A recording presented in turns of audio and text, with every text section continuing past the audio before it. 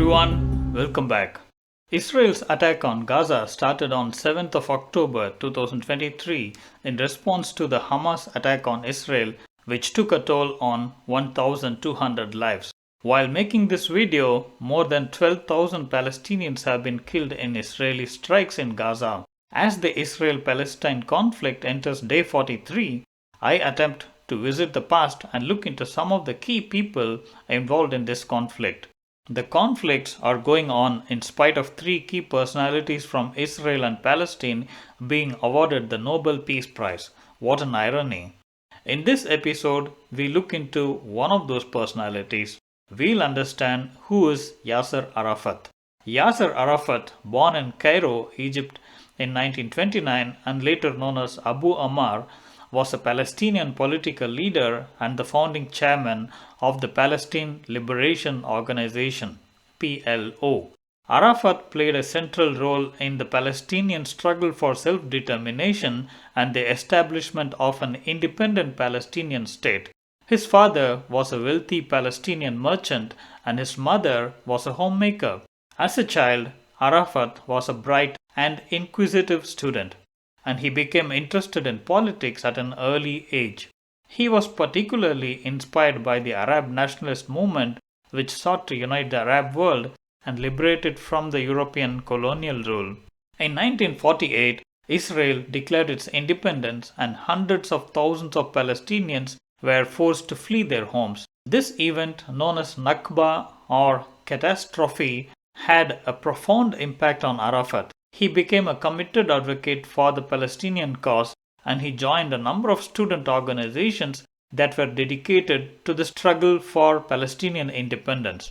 Arafat's involvement in Palestinian cause began in the 1959 when he co-founded Fatah, a political and military Palestinian nationalist organization committed to resisting Israeli occupation.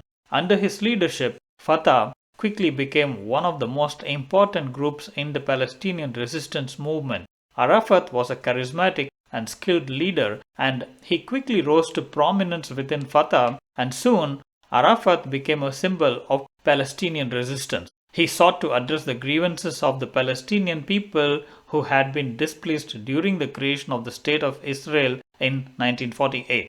Throughout his career, Arafat employed a combination of political and military strategies. His leadership style often involved a blend of diplomacy, armed resistance, and grassroots mobilization. Arafat's dedication to the Palestinian cause gained international attention and he became a recognizable figure on the global stage.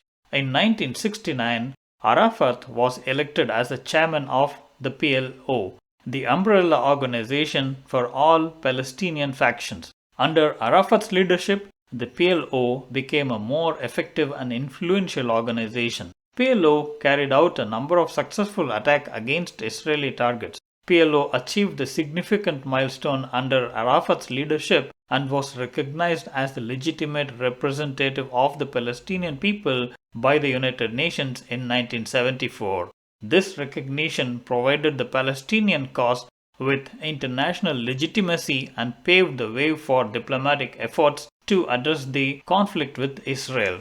In the early 1990s, Arafat began to engage in secret negotiations with the Israeli government. The negotiations led to the Oslo Accords, a series of agreements between Israel and the PLO aimed at establishing a framework for peaceful coexistence and addressing key issues such as borders, security, and the status of Jerusalem.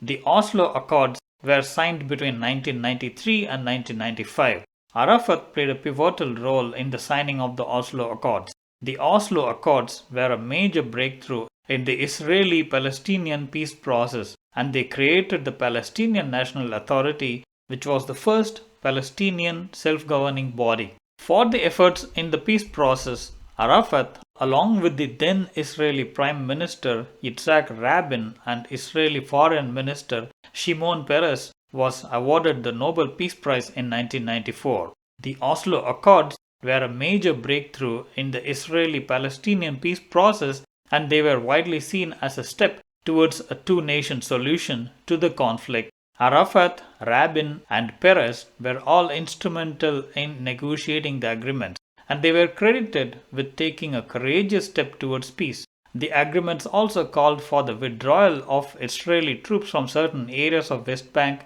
and Gaza Strip, and they set a timetable for negotiations on the status of Jerusalem, refugees, and other key issues. However, the Oslo Accords were also controversial. Some Palestinians believed that the agreements did not go far enough in terms of Israeli concessions, and they criticized Arafat for making too many compromises. Some Israelis also opposed the agreements, and they argued that they would lead to the creation of a Palestinian state that would pose a security threat to Israel. Despite the controversy, the Oslo Accords were a significant achievement. They helped to reduce violence in the region, and they created a framework for negotiated settlement to the conflict. Arafat, Rabin, and Peres were all deserving of the Nobel Peace Prize for their role in this historic achievement. Some of the specific reasons why Arafat was awarded the Nobel Peace Prize: first, his leadership in the negotiations that led to the Oslo Accords.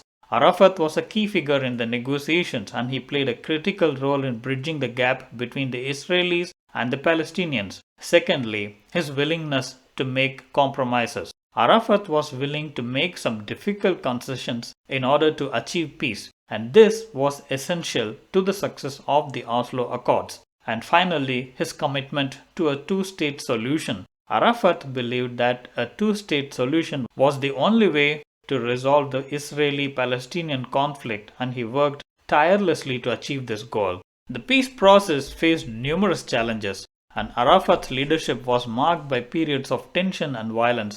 In 2000, the Camp David Summit, a high-stakes negotiation between Arafat and Israeli Prime Minister Ehud Barak and the US President Bill Clinton, ended without a final agreement, leading to renewed hostilities.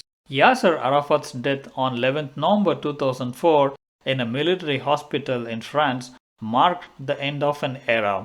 The exact cause of his death remains a subject of speculation and controversy. At the time of his passing, the Israeli-Palestinian conflict was characterized by ongoing violence and complex geopolitical challenges. Yasser Arafat's legacy is complex, controversial, and polarizing. His role in Oslo Accords was a major achievement, and it helped to bring the peace in the region for a period of time. He was a flawed leader who made mistakes, but he was also a visionary who dedicated his life to the Palestinian cause.